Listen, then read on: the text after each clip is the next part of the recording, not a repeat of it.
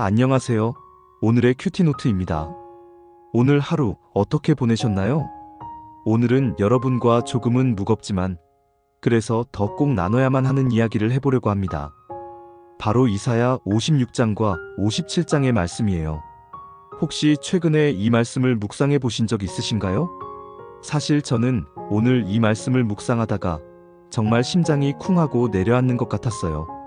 마치 하나님께서 제 마음속을 엑스레이로 찍어서 남김없이 보여주시는 것 같았거든요. 눈먼 파수꾼, 자기 이익만 찾는 목자, 이런 말씀들이 마치 제게 명찰처럼 붙어 있는 것 같아서 한참을 고개를 들지 못했습니다. 그런데 참 감사하게도 하나님께서는 그렇게 준엄한 책망 속에서 한 줄기 빛과 같은 소망을 함께 보여주시더라고요. 바로 우리가 잘 아는 찬송가 524장 갈 길을 밝히 보이시니입니다. 그래서 오늘은 이 말씀과 찬양의 여정을 여러분과 함께 나누고 싶어요. 제 개인적인 큐티 나눔이지만 아마 영상을 보시는 여러분의 마음에도 동일한 하나님의 음성이 들려오지 않을까 기대해 봅니다. 그럼 저의 솔직한 큐티 노트를 함께 펼쳐보실까요? 이사야 56장 10절을 보면 하나님께서 이스라엘의 지도자들을 향해 정말 무서운 말씀을 하세요. 백성을 지켜야 할 파수꾼들이 눈이 멀었고 짖을 줄 모르는 게 같다고요. 그저 누워서 잠자기만 좋아하고 자기 이익만 찾는 탐욕스러운 목자들이라고요. 처음에 그 시대 지도자들이 정말 심각했구나 하고 남의 이야기처럼 읽었어요. 그런데 말씀을 곱씹을수록 그 파수꾼의 모습이 바로 제 모습이라는 걸 깨닫게 되더라고요. 제 큐티노트에도 이렇게 적혀 있어요. 하나님께서 저에게 맡기신 자리는 가정, 직장, 교회, 이렇게 세 가지입니다. 그런데 어느 것 하나 제대로 하고 있지 못하는 저를 보면 참 한심하다는 생각이 듭니다. 가정에서는 어떤가요? 남편으로서, 아빠로서 영적인 리더십을 발휘해야 하는데 솔직히 쉽지 않습니다. 일주일에 한 번 가족 예배를 드리고 아이들에게 매일 말씀 읽고 기도하라고 말은 하지만 정작 저 자신이 매일 넘어지는걸요. 가정 경제를 책임지는 것도 늘 버겁기만 합니다. 직장에서는요, 제가 작은 회사의 임원으로 있는데 요즘 상황이 정말 좋지 않습니다. 얼마 전엔 결국 구조조정을 해야 했어요. 제가 파수꾼의 사명을 잘 감당했다면, 조금 더 깨어서 외치고 더 부지런히 일했다면 이런 일이 없었을까? 결과론적으로 저는 실패했습니다라고 노트에 쓸 수밖에 없었어요. 교회에서는 또 어떻고요? 집사로, 찬양팀으로 섬기고는 있지만 어느새 해오던 관성으로만 움직이고 있는 제 모습을 발견하곤 합니다. 여러분은 어떠신가요? 하나님이 맡기신 여러분의 삶의 자리에서 여러분은 깨어있는 파수꾼이신가요? 아니면 저처럼 실패한 파수꾼의 모습에 마음이 철렁 내려앉지는 않으셨나요? 이 질문 앞에서 정직하게 서는 것이 오늘 우리 여정의 첫걸음인 것 같습니다. 이사야 57장으로 넘어가면 하나님은 백성들의 우상숭배를 신랄하게 지적하십니다. 푸른 나무 아래에서 음란한 제의를 버리고 심지어 자녀를 제물로 바치기까지 하죠. 그런데 10절에 정말 제 마음을 꿰뚫는 말씀이 나와요. 너희는 힘들여 이런 일을 하면서도 한 번도 포기하지 않았고 오히려 새 힘을 얻어서 지치지도 않고 같은 일을 반복하였다. 우상을 섬기는 길이 결코 쉽고 편한 길이 아니었다는 거예요. 오히려 지치고 피곤한 길이었는데도 그걸 포기하지 못하고 계속 걸어갔다는 거죠. 나는 우상 숭배랑은 상관없어라고 생각했는데 제 큐티노트의 고백은 달랐습니다. 나는 하나님을 진짜 의지하고 있나요? 말로는 하나님을 의지한다고 하지만 결국 제 마음속에는 돈을 의지하고 있습니다. 얼마 전 정직한 신앙을 지키기 위해 목돈을 포기할 일이 있었어요. 그때는 감사하게도 믿음으로 선택할 수 있었죠. 그런데 스스로에게 물어봤어요. 만약 이게 목돈이 아니라 내 생계 자체가 위협받는 상황이라면 그래도 난 정직한 신앙을 지킬 수 있을까? 솔직히 자신이 없었습니다. 아마 온갖 수단과 방법을 가리지 않고 빚더미에서 벗어나려고 발버둥 쳤을 거예요. 결국 이사야 시대의 백성들이 나무와 돌을 의지하며 스스로를 지치게 했던 것처럼 저 역시 돈이라는 우상을 의지하며 피곤한 길을 계속 걸어가고 있었던 겁니다. 여러분 마음의 진짜 주인은 누구인가요? 평안할 때 말고요. 정말 내 모든 것이 흔들리는 위기의 순간에 여러분은 무엇을 붙잡으시겠어요? 그게 바로 우리의 진짜 신, 우리의 우상일지도 모릅니다. 이렇게 저의 죄와 실패를 마주하며 한없이 작아져 있을 때 하나님의 마음이 느껴지기 시작했어요. 그건 단순히 진노와 심판만이 아니었습니다. 이사야 57장 11절에서 하나님은 이렇게 물으세요. 네가 누구를 그처럼 두려워하기에 나를 속이기까지 하느냐?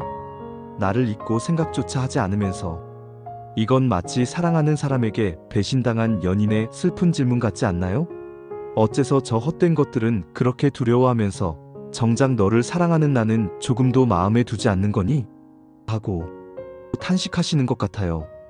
하나님의 마음은 분노를 넘어선 깊은 슬픔과 상처였습니다. 그리고 그 마음의 끝에서 하나님은 절망이 아닌 희망을 선포하십니다.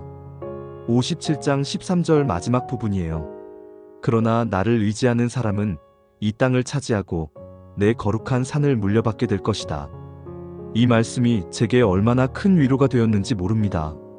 모든 것을 망쳐버린 실패한 파수꾼인 저에게, 스스로의 힘으로는 절대 의인의 길을 갈 수 없는 저에게, 하나님은 그래도 나에게 피하기만 하면 괜찮다. 나를 의지하기만 하면 내가 너의 기업이 되어주겠다고 약속하고 계셨던 거예요. 심판의 목적은 멸망이 아니라 우리가 의지하던 모든 헛된 것들이 무너지는 것을 보게 함으로써 유일한 참된 피난처이신 하나님께로 돌아오게 하시려는 가혹하지만 깊은 사랑이었던 거죠. 바로 그 순간 이 찬송가가 제 마음속에 울려 퍼졌습니다. 갈 길을 밝히 보이시니 주 앞에 빨리 나갑시다. 우리를 찾는 구주 예수 곧 오라시네. 스스로 만들어서 지치고 피곤했던 우상 숭배의 길들과는 다른 하나님께서 친히 밝혀 보여주시는 단 하나의 길. 그 길이 바로 예수 그리스도라는 복음이 제 마음을 가득 채웠습니다. 찬송가는 계속해서 재촉해요. 구주를 믿기 지체 말고 속속히 나가세. 그래서 저도 큐티노트에 이렇게 적었어요. 지체하지 말고 생각나는 이들에게 전화를 해야겠습니다. 아버지께도 전화드리고 친구에게도 전화를 걸었죠. 그런데 오늘 저녁 제 믿음의 민낯을 마주하는 일이 있었습니다. 제가 구조 조정하며 퇴직시킨 직원과 마지막 저녁 식사를 하게 된 거예요.